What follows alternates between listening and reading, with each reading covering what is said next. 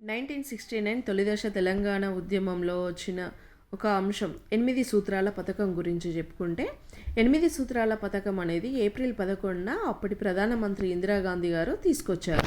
మరి ఈ 8 సూత్రాల పథకంలో ఈ 8 పాయింట్లు ఏంటిదని ఒక బ్రీఫ్గా చెప్పుకుంటే, ఒకటి మిగులు నిధులు, రెండోది కూడా మిగులు నిధులే.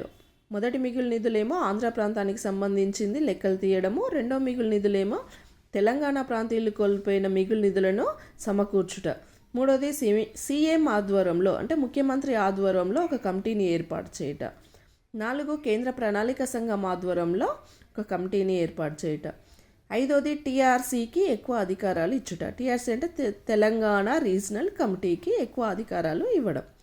6 తెలంగాణ ఉద్యోగులు తెలంగాణ ప్రాంతీయులకే. 7వది యూపీఎస్సీ ఆధ్వర్యంలో ఒక కమిటీని ఏర్పాటు చేయడం. 8వది ప్రధానమంత్రి నేతృత్వంలో ఈ పైన చెప్పుకున్న 7 పాయింట్లు కూడా కరెక్ట్ నెరవేరుతున్నాయో లేదో తెలుసుకోవడానికి ఒక సమీక్ష అనేది నిర్వహించడం.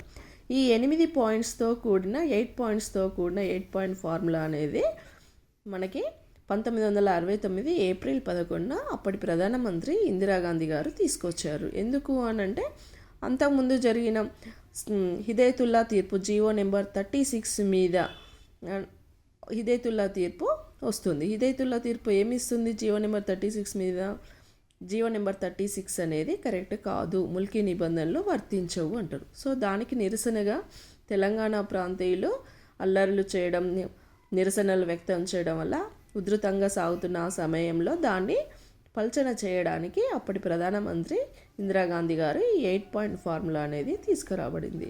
దీని పూర్తి డీటెయిల్స్ తెలుసుకోవాలంటే మీరు లాంగ్ వీడియో చూడవచ్చు ఛానల్కి వెళ్ళి. Thank you.